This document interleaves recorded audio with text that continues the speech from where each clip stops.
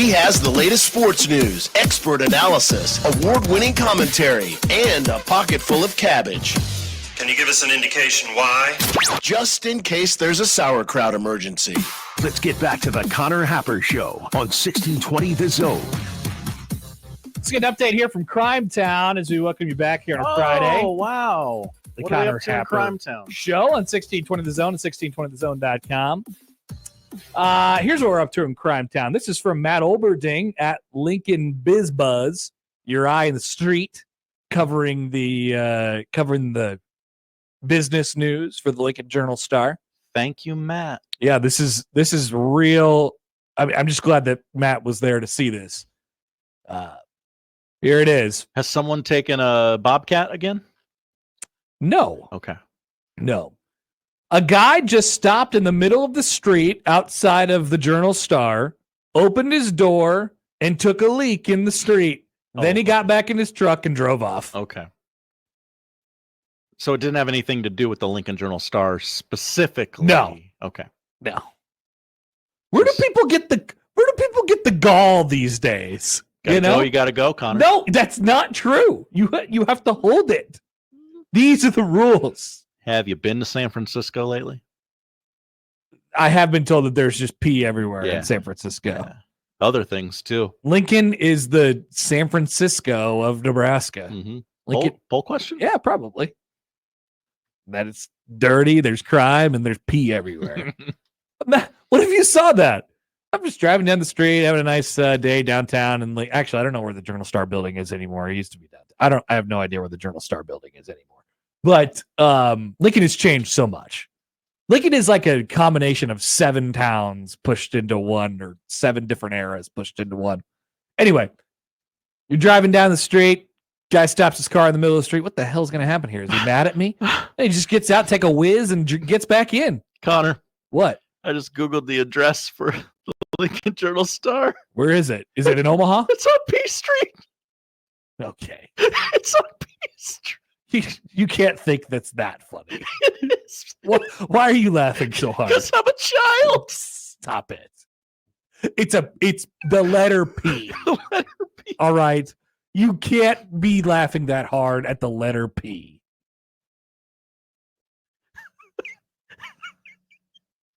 I can't.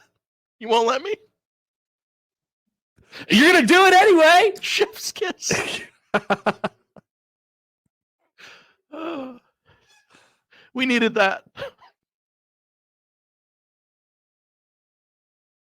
You good. P Street. It is on. Hey, P Street. It's there. Many things are on P Street. I think there's a Wendy's on P Street. What?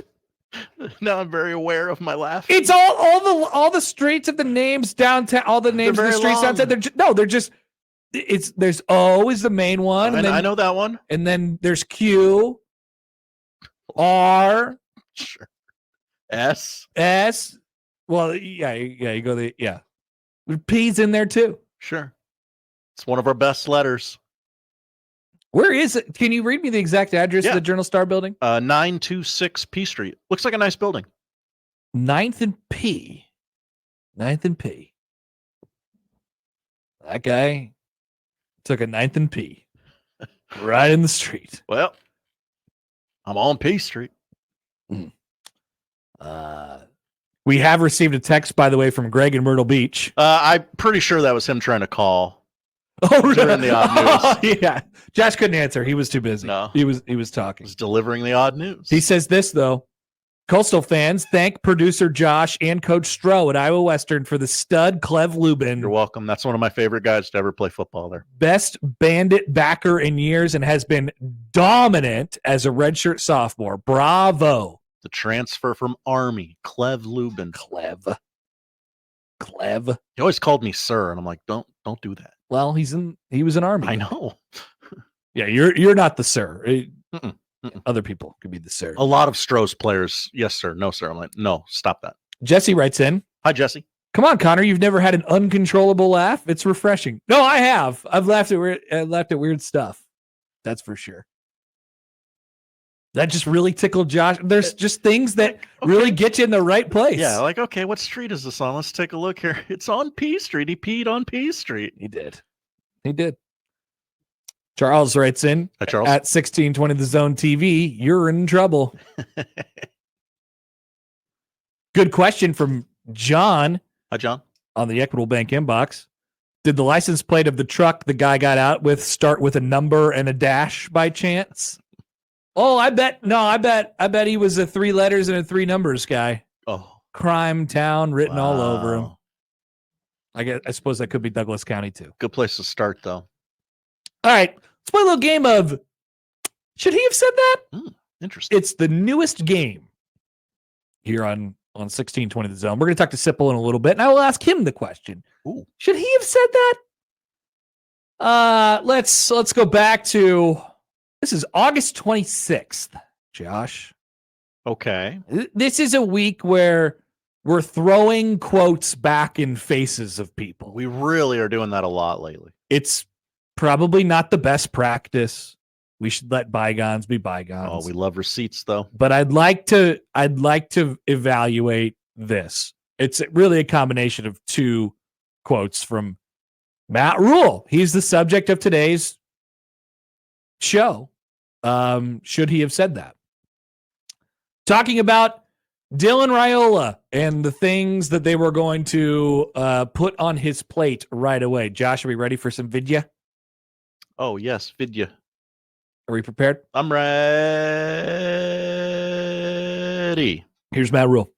Yeah, Dylan's going to play. He's going to play the plays, right? He's going to, when we call drop back, he's going to go back there, take his drop, go through his progression.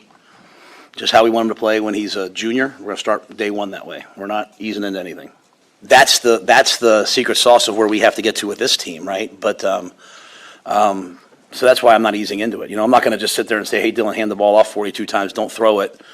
Oh, hey, go win the game for us. I'd rather coach the mistakes now, and if there are mistakes, coach the mistakes, and then when the time comes, he's prepared for those big moments. We're not. It's a game of should he have said that, but it's also a game of should he have done that. That's the question that I'd like to ask you all today. Given where Dylan Raiola is at now, he's a player whose confidence has been shaken. He's had a lot put on his shoulders this year. He has.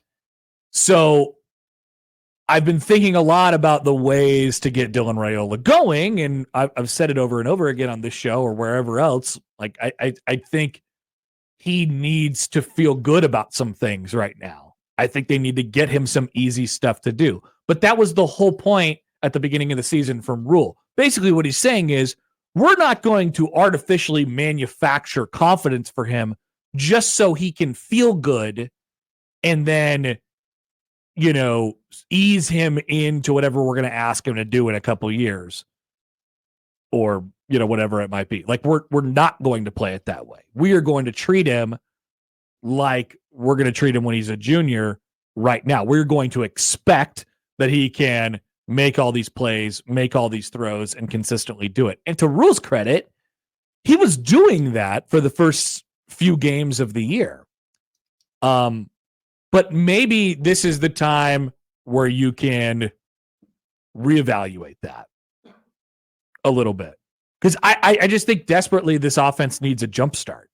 And you have it's easy. Don't get me wrong. It's easier said than done. What I'm suggesting, right? I'm telling you, yeah, I just think they need to get them going, right? Mm-hmm. It's a lot easier said than done. But I'm saying, get him some quick reads, some easier stuff to look at. It just feels like he's moving really slowly right now. It feels like he's moving real. Mario Verduzco always had the thing, and I know it's a bad word around here, but Mario Verduzco always had a thing when he was here talking about quarterbacks and being quick blinkers. Quick blinkers or not quick blinkers, right? If you're a quick blinker, then you can process the information and make the decision and do it fast and still play fast at the same time. And Dylan Raiola has lost the ability to quickly blink throughout this year.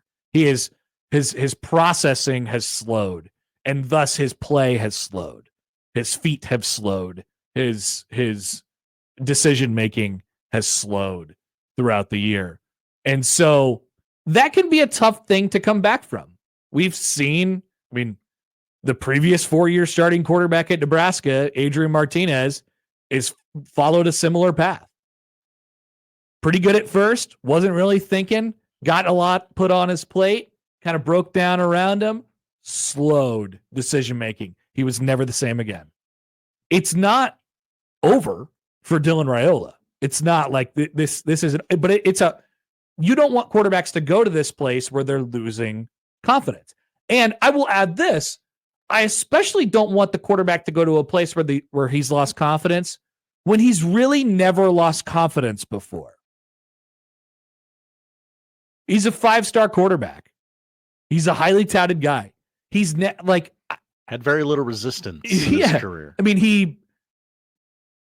That's a good way to put it. I don't want to make it seem like he's had an easy route to get where because he's worked hard and all of that stuff. But like every step of the way he's gone through in his football playing life has been like, oh, this guy is really, really good into high school, through high school. Hell, his dad is Dominic Raiola. He played in the NFL for a decade, right? So I'm not trying to say that it has been easy for him, but his path to getting where he's a 5-star quarterback and being the quote unquote savior of Nebraska or whatever, wherever he wanted to go, he would have had those expectations put on him. It has, once again, I'm not trying to say he hasn't worked for it because that's not what I'm trying to do here.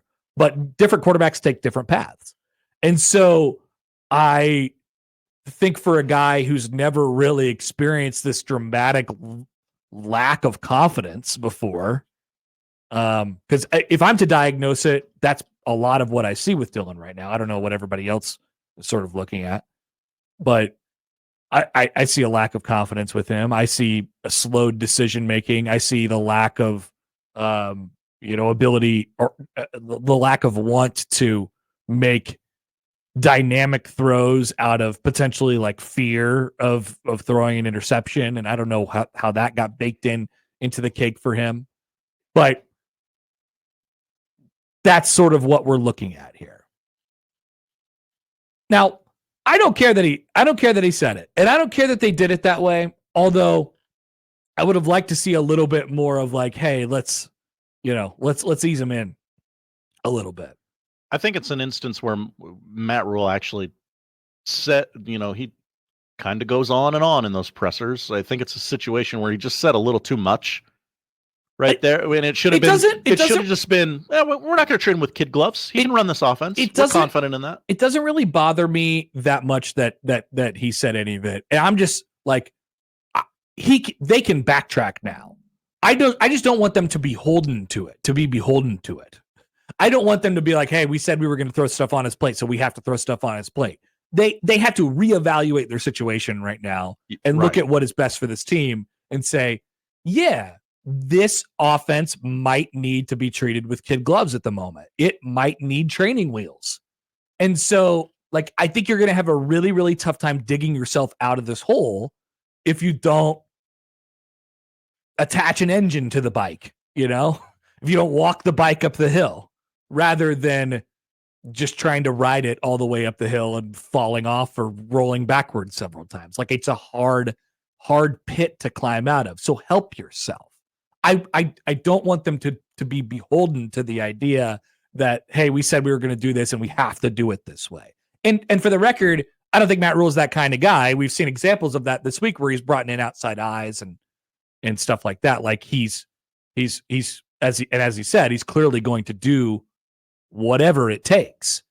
As he sort of proved this week. But the Dylan Raiola situation is a really tough one and I think a touchy one because he's he's different than everybody else on the team and in order for Nebraska to get it rolling, they got to get him right for sure. So, to go back, it's not really a game that we're playing here. It's just more of an excuse or an avenue to get me talking about this a little bit. But I don't mind that he said it. I don't even mind that they did it.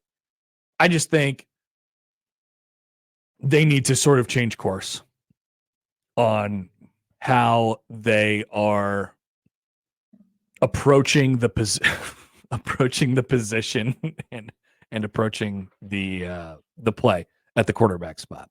All right, want to hear from you guys. 402-951-1620 on the 42 Degrees Source Hotline. We have great phones. Great phones. Here's Jeff, who writes in on the text line. Maybe let's not throw everything on a freshman, even if he is a 5-star. Yeah. I think it just sort of worked out that way, right? Like they were going to throw everything at him because they thought that he could handle it, right? From the reads and the stuff that they were, having him do in the games. But I think they thought they'd have a better running game. And that would have eased the pressure a little bit. I think he thought that they would get more from their wide receivers that came in as transfers, which they haven't. And so all this is sort of so that's why I don't mind the idea. But a couple directions have turned the wrong way. A couple, turns have gone the wrong way. And now all of a sudden you're dealing with a guy who, I think definitively just looks completely different than he did at the start of his season. It's only been 9 games. What'd the caller say, Josh? He just wanted to ask if these are Dylan Raiola problems or Sadie problems. Oh, it's both. Yeah, I would say so. What was the caller insinuating that he's just Sadie problems? I don't know. Didn't hang on long enough. He's just, I always say this. He ultimately, Marcus Satterfield is going to be held responsible for the offense. Like, we don't have to really point fingers or worry about that. But like, if Nebraska, this is why I don't like, this is why the conversation is stupid about firing offensive coordinators and stuff like that. I'm not saying that they shouldn't do it, but when Nebraska fires Marcus Satterfield or they remove him as their offensive coordinator, they still have a problem. Right. Many people at Memorial Stadium said there were many open receivers against UCLA. Right. That the ball did not go to. They still have a problem, and the problem is to fix the offense and fix the quarterback, right? So people are like, "Well, I won't rest until they fire Marcus Satterfield." Okay, great, rest, but Nebraska's still got to, whenever they do that, rest, but Nebraska's still got a problem. They're still in the hole. They still got to get out of the hole. Right. Maybe that's a step. You have replaced the person that got you in the hole. Yeah. Allegedly. Texter from the 402 says maybe something a little bit more eloquently than I was trying to say it earlier. His previous work has always yielded positive results. Now the work he's putting in isn't ending with the positive results that he is used to. Same thing happened with... That's not the worst thing in the world either. No. And Rhule's point on Monday was it can, like, if he does get through it... Right. He will be better on the other side. Absolutely. I don't know. Like, we've seen a lot of really good quarterbacks who just never have adversity. Mm-hmm. That's true. They just never have adversity, and they're just always really good. Then they go to the NFL, and it becomes a little bit more challenging for them. But that is only partly Matt Rhule's responsibility. That we talked about this briefly earlier in the week, but. I love the idea that they're selling to people, hey, come here and we'll turn you into a professional. We'll develop you because we sort of know what it takes to get you there. And I think that's right. But at the same time, Nebraska has to create environments where they can be good at college football. Like they could be good at the football while they're playing at Nebraska. And sometimes that takes artificially making it easier on some guys. I don't see the crime in that, but and maybe Matt Rhule now doesn't either. Like if you're bringing in Dana Holgorsen to coordinate the offense, it's going to be easier on the quarterback. So maybe what he's done this week is a sign that he has thought about this a little bit differently. No, and the original plan wasn't necessarily going to work. Or as they evaluated it, it wasn't working. Jeff writes in, he says, hi, Jeff. The Sadie stuff can stop. It's obvious the new OC is already on campus. Yeah, I'm pretty sure. You got what you wanted. Yeah. It's done. We don't have to yell at the guy anymore. Although, I mean, there are 3 games left. There's no game. Nebraska's got to win one more. Like, they have to. They got to win one more game. Because they can't start 5-1 and finish 5-7. That would be horrible. Bad deal. Then people would call me responsible. Well, yeah. Dante Dowdell, 6 yards behind last year's leading rusher for the Huskers. It was Heinrich Harburg. It was. He's 6 yards behind Heine. Now, the team as a whole, very far behind last year. That's the more important part. Yeah. Also, they're just out of curiosity, I looked it up. They have 400 less rush yards as a team than Ashton Genty has as a person. Right now? Yeah, right now. 1,500 to 1,100. Yep. That guy's good. He's got 1,500 yards already? Yeah. Dear Lord.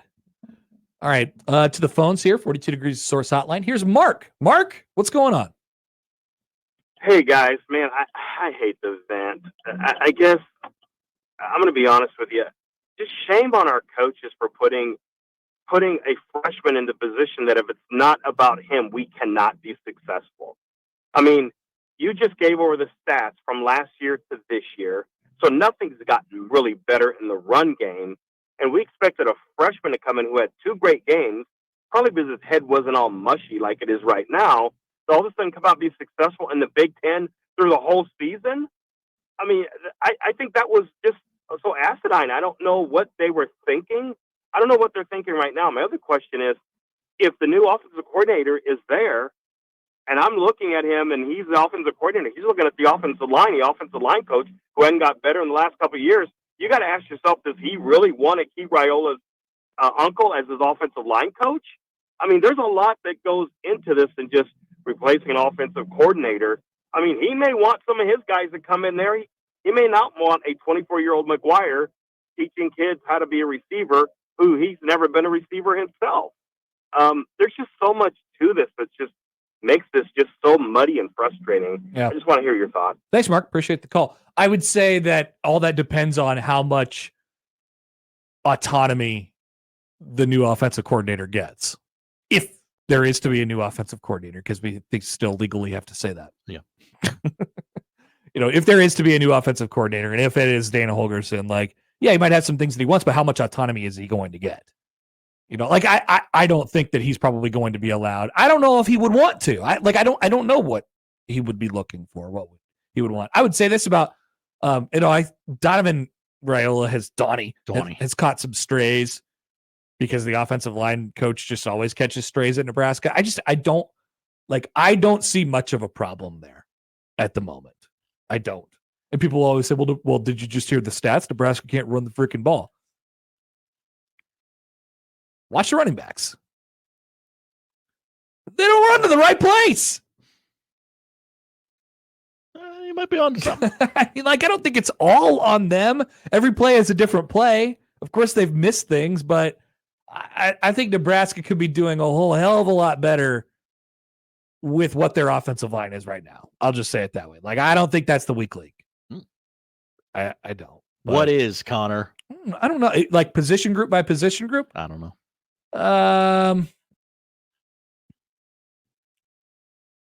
Gosh, I guess I probably would say running backs. Yeah.